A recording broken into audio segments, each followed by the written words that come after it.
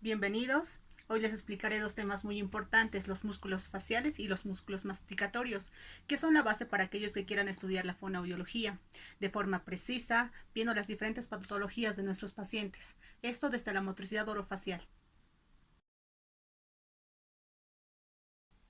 Músculos faciales. Los músculos faciales son los responsables de todas las expresiones faciales de tu rostro. Estos músculos se insertan en la epidermis y su función es poder hacer todo tipo de movimientos mediante tu rostro, desde masticar hasta sonreír. Los músculos de la expresión facial o músculos miméticos se hallan debajo de la piel. Se diferencian de otros músculos esqueléticos, ya que no tienen fascia o funda fibrosa. A su vez, los músculos faciales se dividen en cuatro grupos: los epicraneales, orbiculares de los ojos, la boca y nasales. Clasificación de los músculos faciales según su función. Se clasifican de dos formas: músculos de expresión y los músculos masticatorios.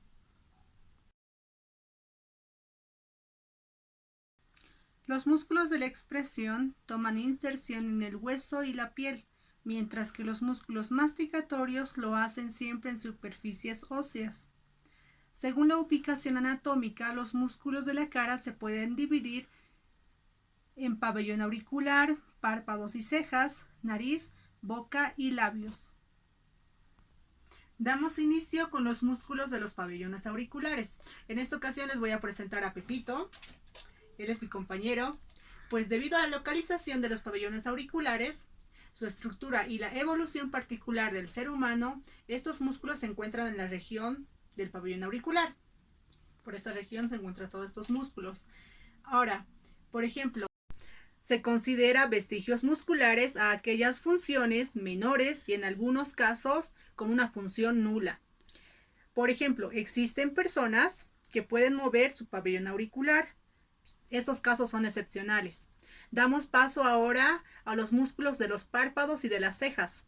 Su función principal es generar movimiento de las cejas, fruncir el ceño y sobre todo permitir la apertura ocular.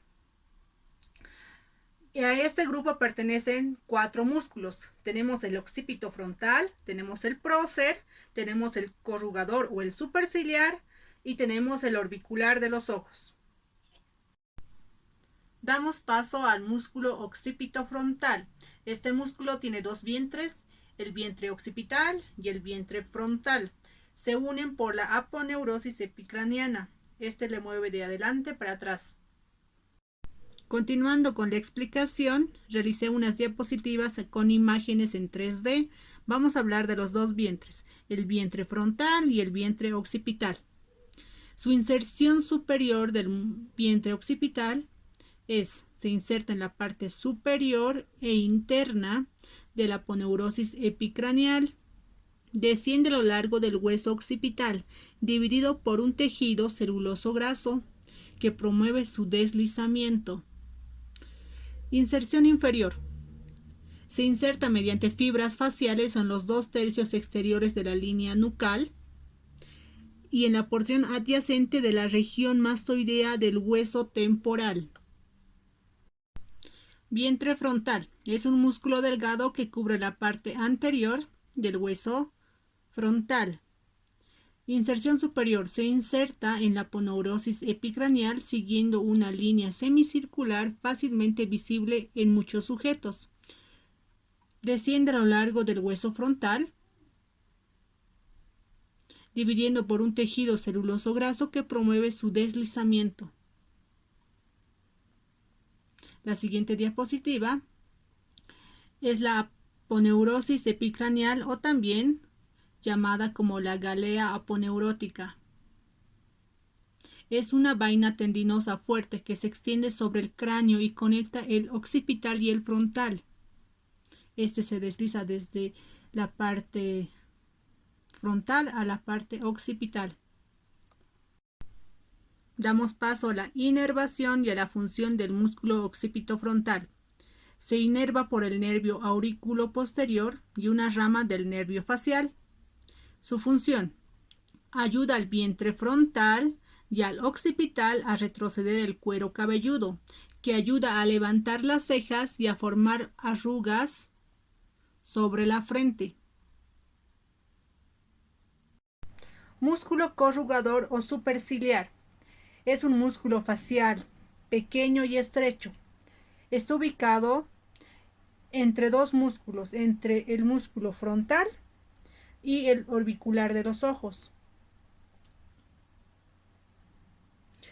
El corrugador superciliar se origina en la parte media del arco superciliar.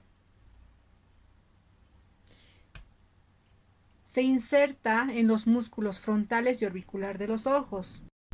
Como les iba explicando, el corrugador superciliar se origina en la parte media del arco superciliar. Esta imagen nos puede ayudar para tener un poco de orientación de este músculo. Se inserta y penetra en los músculos frontales y orbiculares. Y se inserta en la piel, en el centro de la ceja. Su acción del corrugador superciliar es tirar la piel de la ceja hacia abajo inmediatamente, además que produce arrugas verticales en la frente. Está inervado por ramas del nervio facial. En esta lámina ya tenemos la visión lateral izquierda del músculo superciliar, que igual nos ayuda a tener un poco de mayor claridad. A continuación les daré a conocer una serie de videos que a través de ello la explicación sea más comprensiva y dinámica.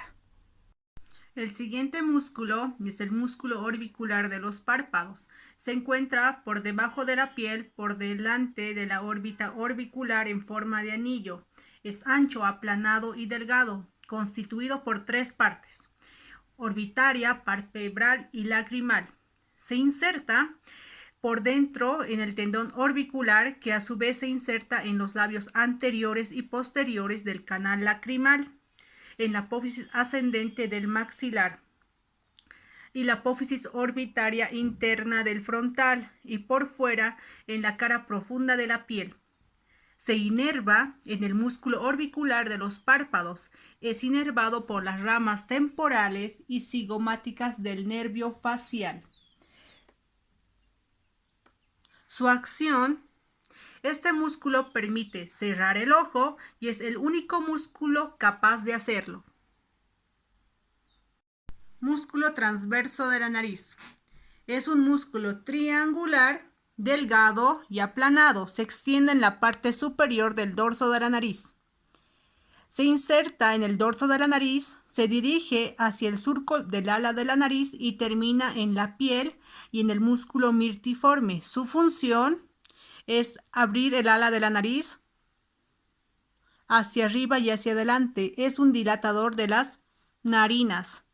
Músculo de la boca y de los labios. Son 9 músculos que les iré describiendo, los cuales son el elevador del labio superior, el cigomático menor, cigomático mayor, el músculo risorio, el orbicular de los labios, el músculo triangular de los labios o depresor del ángulo de la boca, el músculo depresor del labio inferior y el músculo mentoniano. Músculo elevador del labio superior. Se origina e inserta en la apófisis interna del frontal. Se divide en dos partes, en el ala de las fosas nasales y del labio superior. Se inerva por el nervio facial, por la rama temporofacial. Su función: este músculo cumple la función de dilatación de las fosas nasales y elevación del labio superior. Permite una expresión facial, la del gruñido. Si contraemos este músculo, tira de la piel desde el área del ala de la fosa nasal hacia arriba. Músculo cigomático menor. Es un músculo de la cara, se encuentra en la mejilla, es pequeño y en forma de cinta. Se inserta en su origen en la parte inferior de la cara externa del pómulo. por abajo en la piel del labio superior. Lo inerva el nervio facial. Funciona como elevador y aductor de la parte media del labio superior. Cigomático mayor. Es un músculo pequeño en forma rectangular, se origina en el proceso temporal del hueso cigomático o malar. Se inserta en la porción lateral del músculo orbicular de los labios. Lo inerva el nervio facial. Su acción es elevar y aductor de la comisura labial. Músculo bucinador. Se ubica en el plano profundo de la región que forma el maxilar superior y el maxilar inferior. En este caso se encuentra de color azul en sus diferentes posiciones. Se origina en 3 partes de la cara que corresponden al hueso maxilar superior, a la mandíbula maxilar inferior y al ligamento pterigomaxilar. Luego se dirige hacia la región bucal para insertarse en la comisura y en el borde externo de los labios superior e inferior. El ala superior se inserta ligeramente lateral y superior al ángulo de la boca. El haz inferior, el cual se inserta ligeramente lateral e inferior al ángulo de la boca. Su inervación. La inervación motora es de la rama bucal del nervio facial. Tiene función. Es la de soplar y silbar. Expulsar aire. Por otra parte, permite acomodar los alimentos en las caras oclusales de los dientes posteriores y de la succión. En este ejemplo, la señora está inflando los bucinadores, el cual nos permite ver la función del músculo bucinador. Es un músculo pequeño que va desde la aponeurosis masentérica a la piel de la comisura de los labios. Está inervado por el ramo bucal del nervio facial. Su función es, al contraerse, retrae lateralmente los labios, produciendo la sonrisa. Músculo orbicular de los labios. Es un músculo localizado alrededor del orificio bucal. Tiene una forma de elipse y constituido por 2 porciones, la porción marginal y la porción labial. Se inserta en la piel y la mucosa de los labios subtabique en su origen y comisura de los labios. En su determinación también ayuda a soplar y a emitir silbidos. Lo inerva la rama temporofacial y cervicofacial del nervio facial. Su función principal es de protruir el cierre de los labios. Músculo depresor del ángulo de la boca. Está ubicado en la línea oblicua de la comisura de la mandíbula. Es un músculo ancho, delgado y de forma triangular. Se inserta por abajo en el tercio interno de la línea oblicua de la mandíbula. Por arriba en los tegumentos de las comisuras labiales. Está inervado por el nervio facial. Su función. Principalmente este músculo es desplazar hacia abajo la comisura, produciendo una depresión de los bordes de los labios. Músculo depresor del labio inferior. Se inserta por abajo en el tercio interno de la línea oblicua externa del maxilar, inmediatamente por debajo del triangular. Lo inerva el séptimo par craneal, el nervio facial. Su función.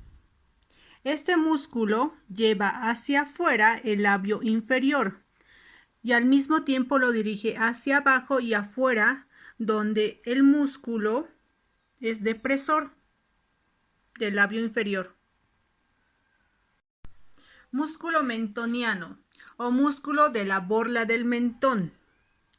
Se inserta por arriba en el maxilar inferior y por debajo de las eminencias incisivas y la canina, debajo de las encías. Lo inerva el séptimo par craneal y el facial. Su función es levantar la piel del mentón.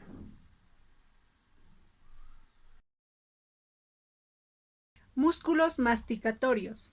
Son músculos asociados a los movimientos de la mandíbula, de la articulación temporomandibular. Músculos principales de la masticación son 4. Tenemos al músculo temporal, al músculo macetero, al pterigoideo externo o lateral, al pterigoideo interno o medial. Músculo temporal. Es un músculo elevador de la mandíbula situado del lado de la cabeza. Ocupa la fosa temporal por arriba del arco cigomático y se extiende en forma de abanico, cuyo vértice se inserta en la apófisis coronoides de la mandíbula. Se inserta por arriba en la línea curva temporal inferior, en la fosa temporal y mediante un haz accesorio en la cara interna del arco. El músculo macetero es un músculo masticatorio de tipo palpable. Esto cuando se cierra con fuerza la mandíbula. Es un músculo de forma cuadrilátera. Posee 2 fascículos, uno externo y uno interno. Podemos ver que se encuentra por esta región o se inserta por esta región en el caso que sea un hueso. Ya les iré mostrando unas diapositivas para que esta explicación sea de forma precisa. El músculo macetero se inserta en el haz superficial en los 2/3 anteriores del borde inferior del arco cigomático e inferiormente en el ángulo de la mandíbula, sobre su cara externa. Su haz profundo se inserta en el borde inferior de la cara interna de la apófisis cigomática y termina en la cara externa de la rama ascendente de la mandíbula. En esta diapositiva podemos ver los 2 haces, tanto superficial y profundo. En esta lámina vamos a ver la inervación nervio maceterino que proviene del nervio temporomacetero, del tronco anterior del nervio mandibular, ramo del nervio trigémino.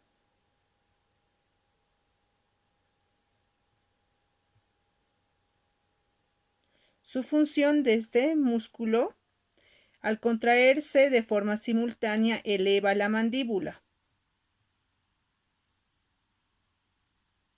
Músculo pterigoideo externo o lateral.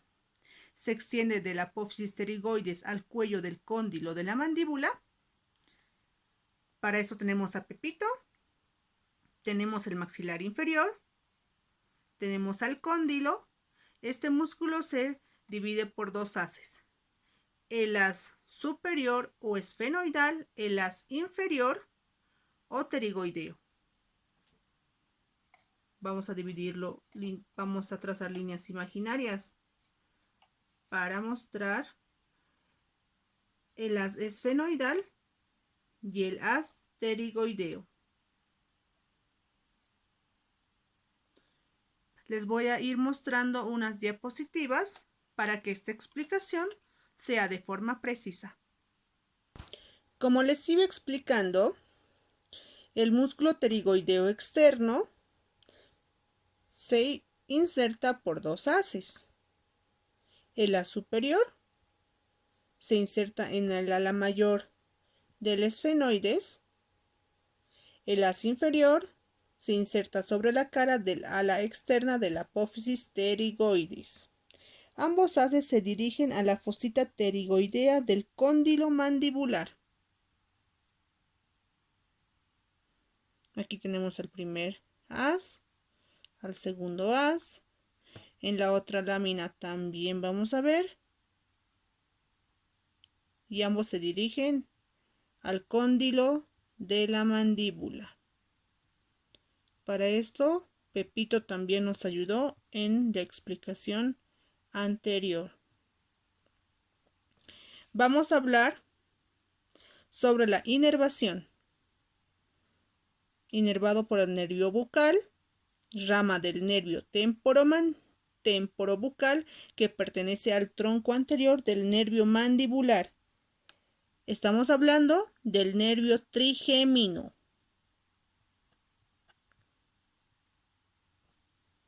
Su función. La contracción simultánea de ambos pterigoideos externos produce movimientos de proyección hacia delante de la mandíbula. Si se contraen aisladamente, la mandíbula ejecuta movimientos laterales de un lado hacia otro. Cuando estos movimientos son alternativos y rápidos, se llaman diducción.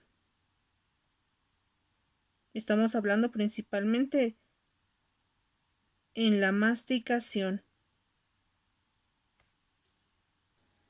Pterigoideo interno o medial. Se inserta superiormente en la cara interna del ala externa de la apófisis pterigoides y la cara externa del ala interna y por el fascículo platino en la apófisis piramidal del platino. De ahí sus fibras se dirigen para terminar en la cara interna del ángulo de la mandíbula. Tenemos al hueso del maxilar inferior, al ángulo de la mandíbula,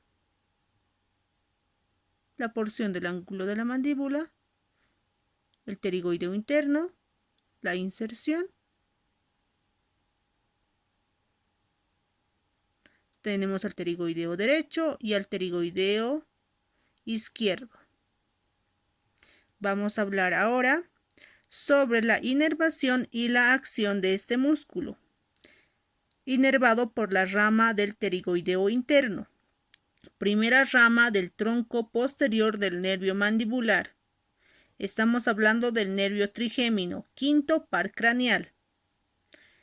La función de este músculo es elevador de la mandíbula, pero debido a su porción pequeña, los movimientos son laterales.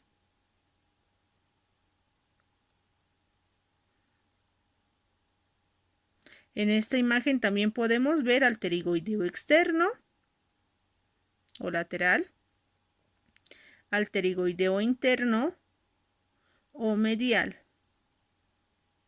de diferentes caras.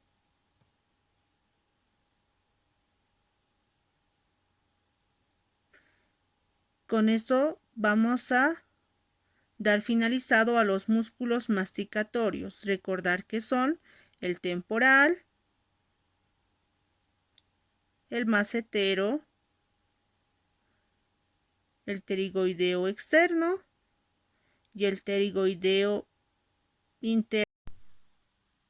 La diferenciación de los músculos faciales y de los músculos masticatorios en nuestra profesión son muy relevantes. Saber la anatomía de forma precisa nos ayudaría a tener un plan de intervención eficiente y eficaz. Por ejemplo, en una parálisis facial tenemos que tener presente el origen, la inserción o las inserciones, la irrigación, la inervación, la funcionalidad de este músculo, además ser analíticos por qué un ojo cierra, por qué el otro abre, por qué una comisura sube, por qué protruimos los labios, por qué una comisura baja, por qué tenemos líneas de expresión. Saber todo eso nos va a conllevar a tener una intervención precisa. Los músculos masticatorios son los que trabajan de forma precisa durante la masticación, al morder un alimento, realizar la apertura, llevar el bolo de un lado para el otro con movimientos laterales. Esto durante la deglución. Tener en cuenta que tener músculos normales nos lleva a tener una masticación y una deglución sin adecuaciones, por tanto normales. Soy Lourdes Carvajal Lima, fonoaudióloga. Un gusto.